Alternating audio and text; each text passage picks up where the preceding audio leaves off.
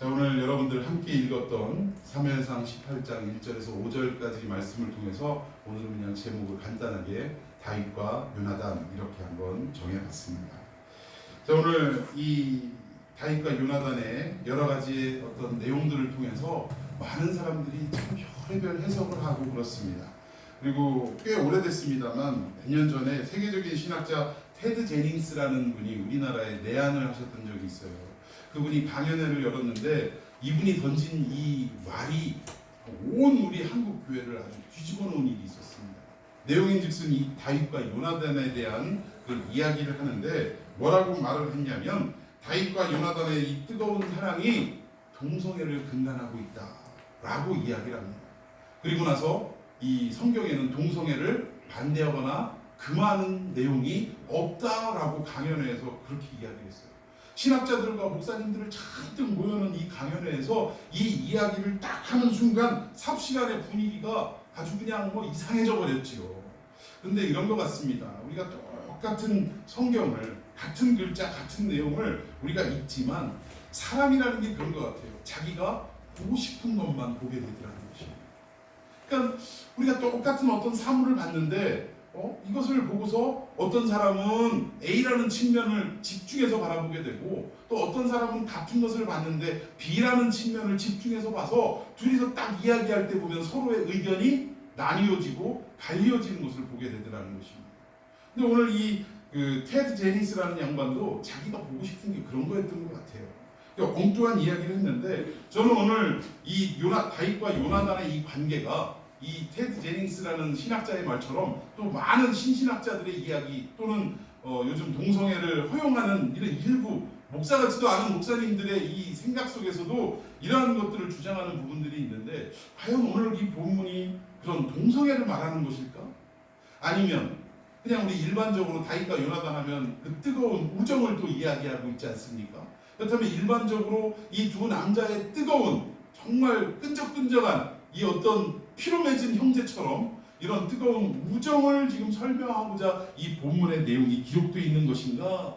이 원래의 의도가 무엇인지를 좀 다시 한번 생각해보는 계기가 되었으면 좋겠습니다.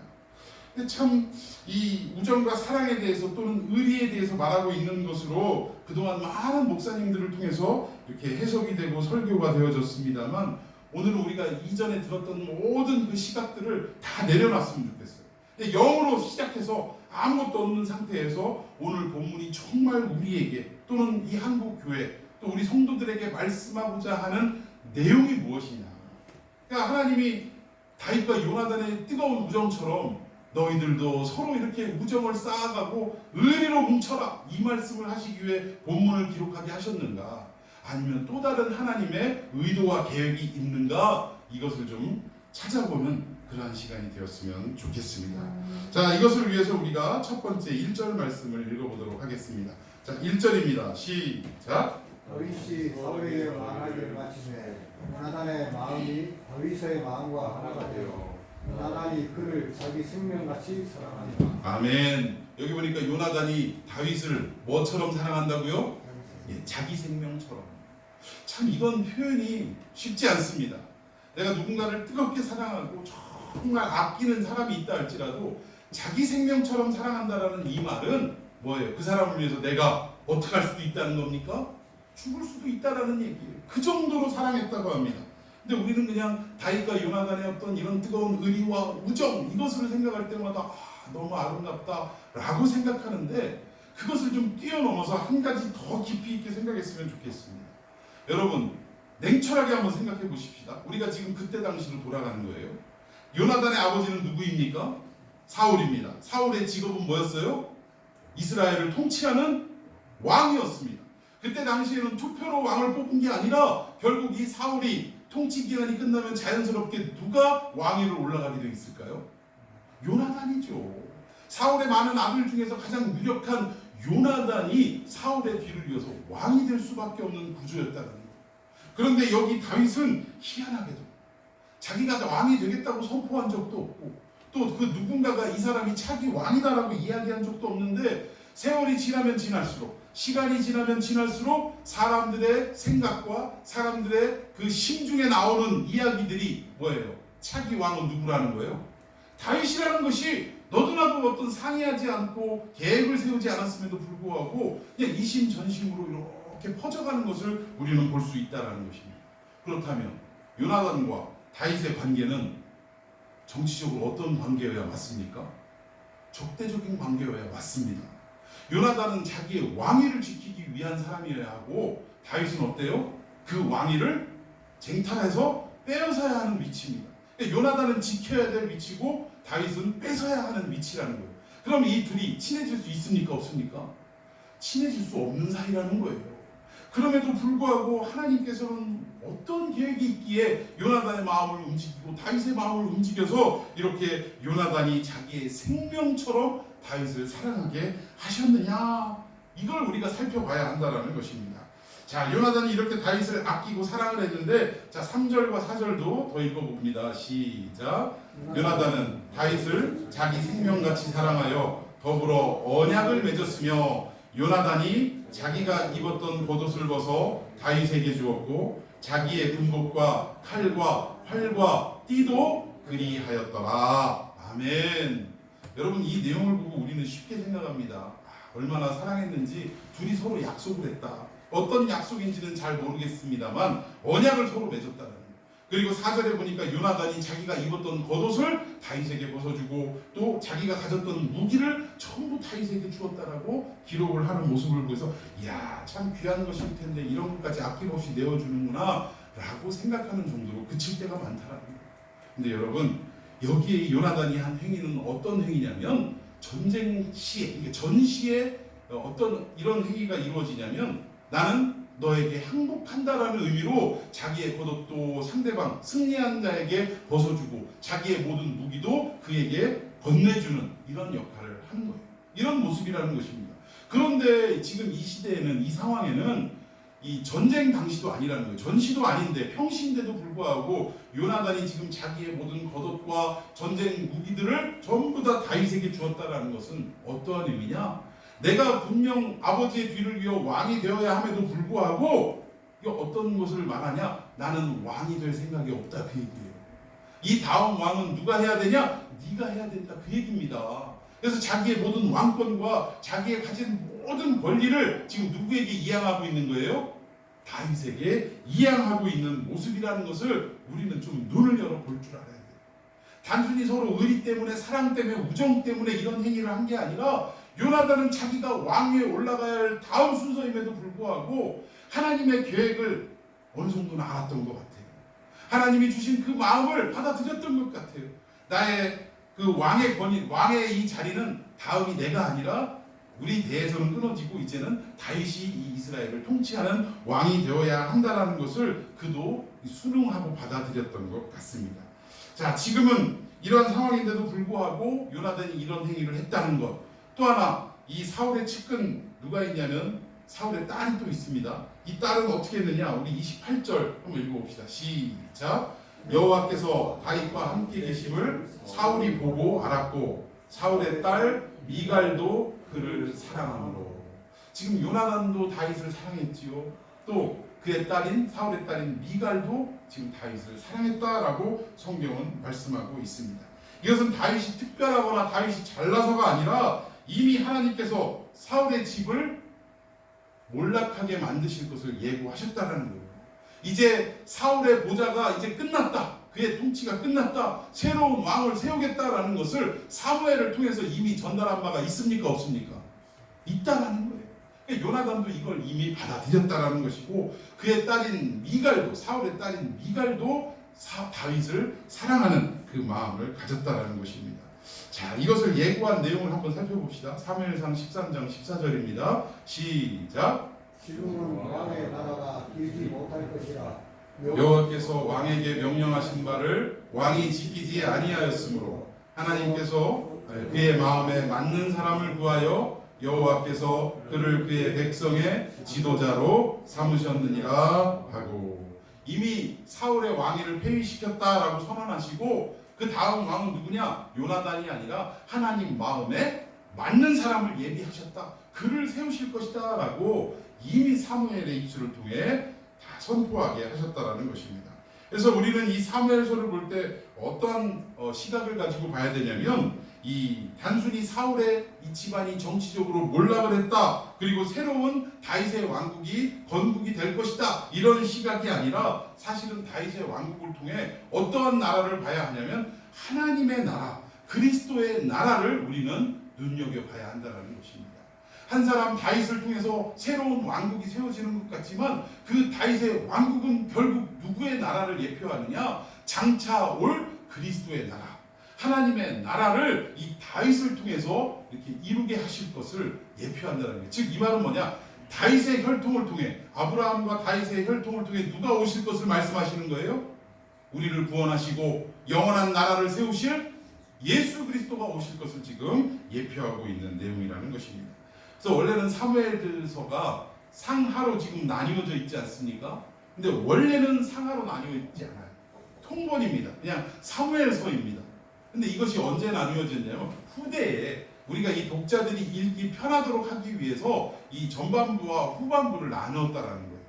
그래서 전반부는 이 사울의 일생과 또 다윗이 하나님 앞에 부름받아 세워져가는 모습이고, 이 사무엘 하는 왕이 된 이 다윗의 삶에 대해서 쭉 기술한, 그러니까 왕이 되기 전까지의 모습과 왕이 된 후의 모습으로 이렇게 상하로 나누었을 뿐이라는 것입니다.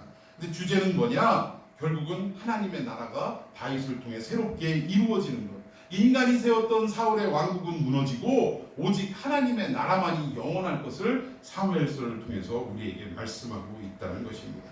지금 그 한복판에 지금 누구 사건이 지금 불거져 있냐면 요나단과 다윗의 사건이 지금 불거져 있다라는 거예요. 그래서 오늘은 좀 성경을 좀 많이 볼 텐데요, 집중적으로 요나단의 행적을 좀 봤으면 좋겠습니다. 자, 우리 본문에서 조금 벗어나서 20장 12절 이하를 좀 한번 교독해 보도록 하겠습니다. 제가 12절 먼저 읽습니다. 요나단이 다윗에게 이르되 이스라엘의 하나님 여호와께서 증언하시거니와 내가 내일이나 모레 이맘때에 내 아버지를 살펴서 너 다윗에게 대한 의향이 선하면 내가 사람을 보내어 내게 알리지 않겠느냐. 그러나 만일 내 아버지께서 너를 해치려 하는데도 내가 이 일을 내게 알려주어 너를 보내어 가나안이 가게 하지 아니하면 여호와께서 나 요나단에게 벌을 내리시고 또 내리시기를 원하노라. 여호와께서 내 아버지와 함께 하신 것 같이 너와 함께 하시기를 원하노니 너는 내가 사는 날 동안에 여호와의 인자하심을 내게 베풀어서 나를 죽지 않게 할 뿐 아니라 여호와께서 너 다윗의 대적들을 지면에서 다 끊어버리신 때에도 너는 내 인자함을 내 집에서 영원히 끊어버리지 말라고. 이에 요나단이 다윗의 집과 언약하기를 여호와께서는 다윗의 대적들을 치실지어다 하니라. 다윗에 대한 요나단의 사랑이 그를 다시 맹세하게 하였으니 이는 자기 생명을 사랑하는 같이 그를 사랑함이었더라. 아멘. 여기 내용 보니까 요나단이 다윗과 아까 언약을 맺었다고 했잖아요. 그 언약의 내용이 뭡니까? 나는 왕이 되지 않고 네가 왕이 될 테인데, 네가 왕이 될 때 결국 어떻게 하는 거예요? 내 집안을 보호해달라, 그 얘기입니다. 이 언약을 지금 하는 거예요. 그리고 아버지 앞에, 즉 사울 앞에 가서 너의 생명을 보호할 수 있도록 나하고 약속을 하고, 아버지가 너를 해하려고 하면 너에게 알려줘서 도망치게 하고, 아버지가 용서하고 받아들이면 너를 내가 불러오리라, 지금 이런 언약을 하고 있다는 거예요. 그러니까 이미 요나단은 아버지의 뒤를 이어서 다음 때 왕이 될 사람이 자기가 아니라 다윗이라는 것을 이미 알고 수능하고 있었다는 것입니다. 조금 건너뛰어서 23절 읽어봅니다. 시작. 너와 내가 말한 일에 대하여 여호와께서 너와 나 사이에 영원토록 계시느니라. 예, 이 언약이 단순히 사람과 사람과의 언약이 아니라 누구를 가운데 증인으로 두고 지금 한 언약이라는 거예요? 하나님을, 여호와를 증인으로 두고, 이건 변개할 수 없는 언약이다, 지금 그걸 말하고 있습니다. 좀 건너뛰어서 30절 제가 읽습니다. 사울이 요나단에게 화를 내며 그에게 이르되 회영 무도한 계집의 소생아, 내가 이새의 아들을 택한 것이 내 수치와 내 어미의 벌거벗은 수치됨을 내가 어찌 알지 못하랴. 이새의 아들이 땅에 사는 동안 너와 내 나라가 든든히 서지 못하리라. 그런즉 이제 사람을 보내어 그를 내게로 끌어오라. 그를 죽어야 할지 아니라 할지라. 요나단이 그의 아버지 사울에게 대답하여 이르되 그가 죽을 일이 무엇이니까 무엇을 행하였나이까. 사울이 요나단에게 장창을 던져 죽이려 하니라. 요나단이 그의 아버지가 다윗을 죽이기로 결심한 줄 알고. 아멘. 여기 보니까 요나단이 다음 왕은 다윗입니다 라고 그 자기의 속내를 아버지에게 털어놨어요. 그랬더니 이 사울이 그 이야기를 듣고 지금 붕괴하는 겁니다. 그러니까 속된 말로 요즘 같으면 그런 거예요. 편하게 아버지가 아들에게 하는 말로 야 이 등신아 이 바보 천치야 네가 왕이 돼야지 어떻게 다윗이 왕이 될 수 있냐. 그럼 만약에 다윗이 왕이 되면 너희 집안 대대로 네 후손 대대로 지금 어려운 일을 겪게 될 것이다. 지금 이 얘기를 하는 거예요. 이 보좌가 어떻게 얻은 보좌인데 그냥 쉽게 그렇게 남에게 넘겨줄 수 있느냐. 이렇게 하면서 끝까지 다윗을 옹호하는 자기 아들 요나단에게 아버지가 어떤 행위를 합니까? 33절 보니까 다윗을 죽일 때 단창을 집어던진 것처럼 자기 아들에게까지도 창을 던지는 참 비정한 아버지의 모습을 우리가 볼 수 있다는 것입니다. 자, 우리 42절로 한번 건너뛰어서 읽어봅시다. 시작. 요나단이 다윗에게 이르되 평안히 가라. 우리 두 사람이 여호와의 이름으로 맹세하여 이르기를 여호와께서 영원히 나와 너 사이에 계시고 내 자손과 내 자손 사이에 계시리라 하였나이다. 아니 다윗은 그러나 떠나고 요나단은 성읍으로 들어가니라. 아멘.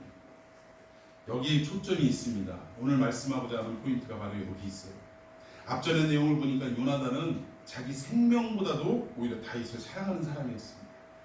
그렇게 관계가 끈끈했어요. 그리고 심지어는 포기할 수 없는 왕의 자리까지도 아낌없이 다윗에게 내줄 수 있는 그러한 관계였습니다. 언약도 하고요.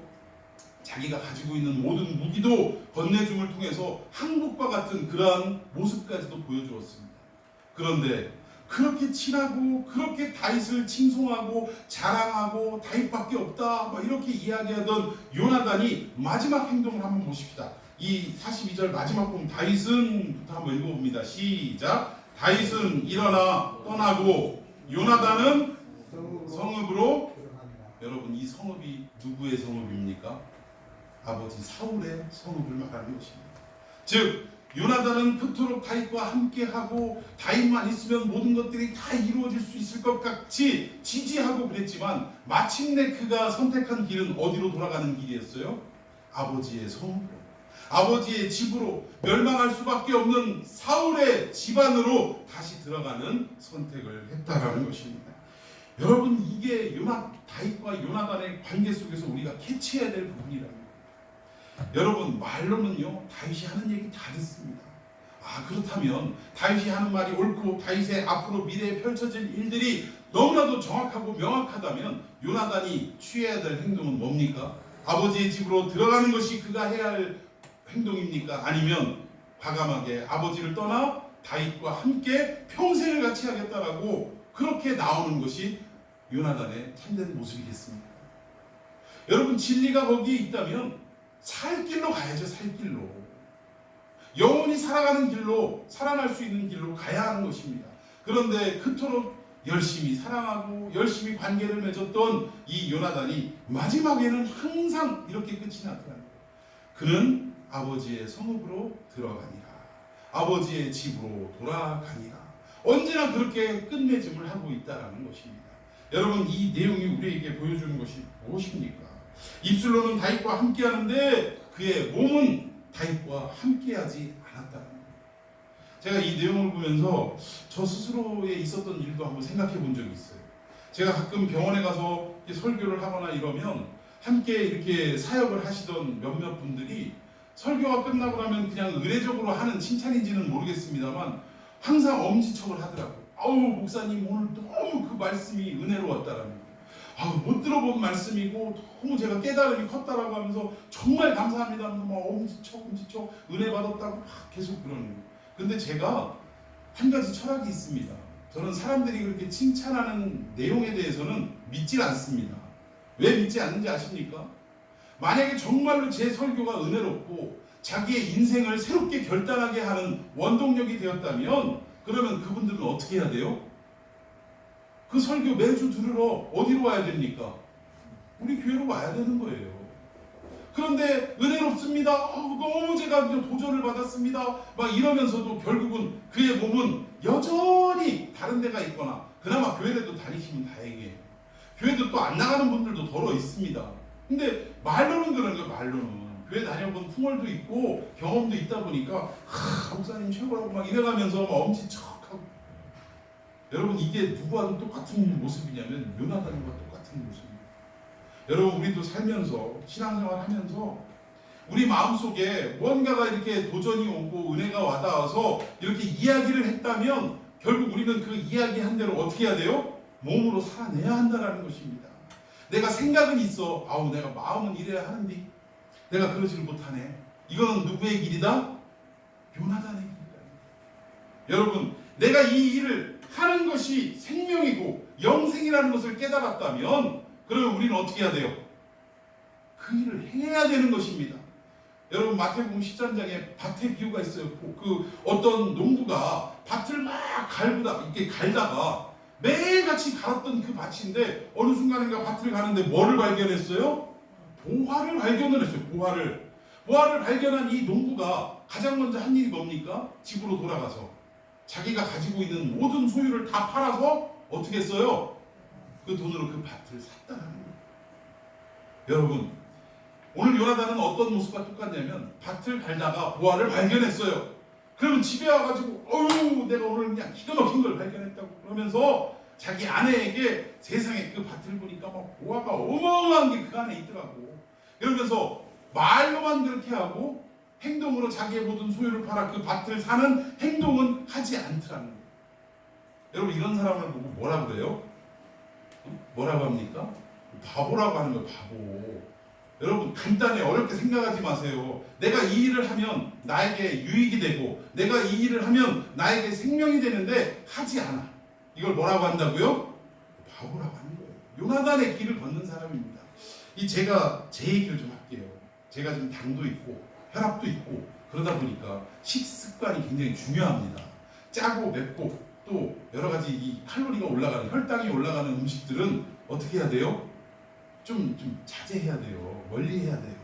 그리고 혈당이 오르지 않는 이런 맨 오이나 당근 이런 거나 생으로 씹어 먹고 이래야 된다라는 거예요. 그런데 이게 참 먹는다라는 것이, 이 절제한다는 것이 쉽습니까? 그렇지 않아요. 어디 가서 그냥 막 그 전골 막 끓이는 거 그냥 그거 진하게 끓여가지고 밥에다 쓱쓱쓱쓱 막 비벼 먹고 싶고, 이거 그렇지 않습니까?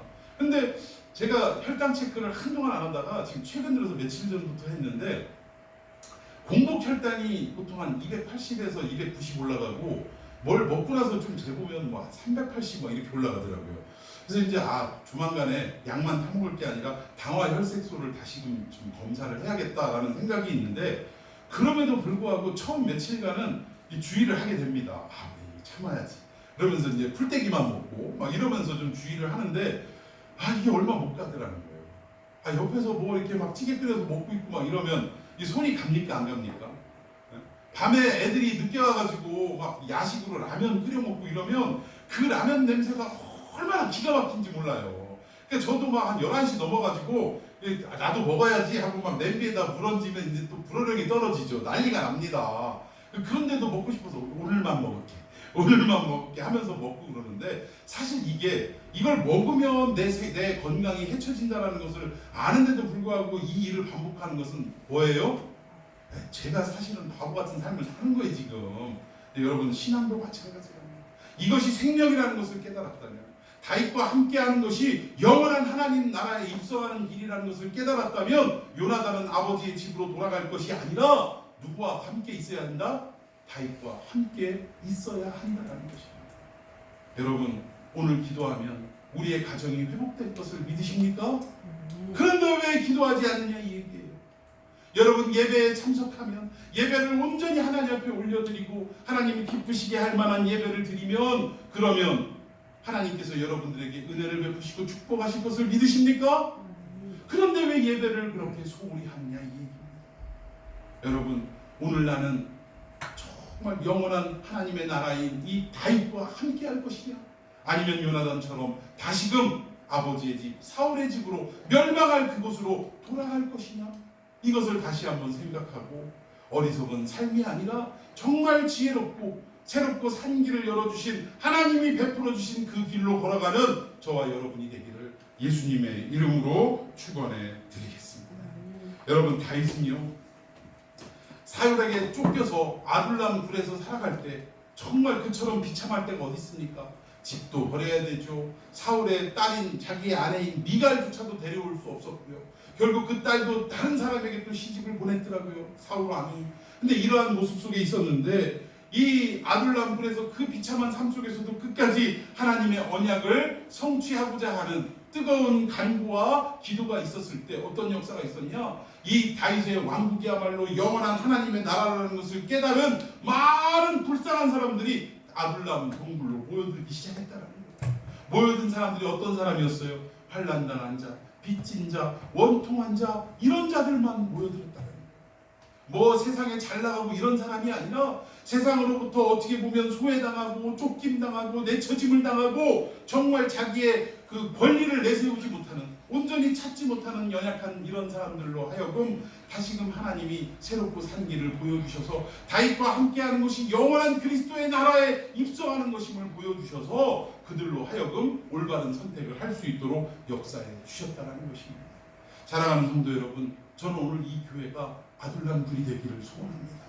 우리 육신의 눈으로 볼 땐 별거 아니고 그 축축하고 정말 사람이 살아갈 수 없는 그 아둘람 굴 속에 아우 내가 여기서 어떻게 살아갈까라고 생각되어질 수도 있겠지만, 또 우리 교회가 비록 큰 교회 아니고 시스템 약하고 재정 약하고 맨파워가 부족하고 이러한 교회임에도 불구하고, 그러나 아둘람 동굴과 같은 이러한 굴에 뭐 비할 바 뭐 안 되겠지만, 그러나 이 길이 새로운 하나님의 생명의 말씀이 선포되어지는 이러한 곳이라는 것을 여러분들이 깨닫고, 세상 사람들이 추구하는 멋지고 화려한 곳으로 선택되어지는 것이 아니라 이 생명이 쏟아지는, 생명이 회복되는 이곳으로 여러분들이 선택하는 놀라운 은혜의 역사가 있기를 축원해 드리겠습니다.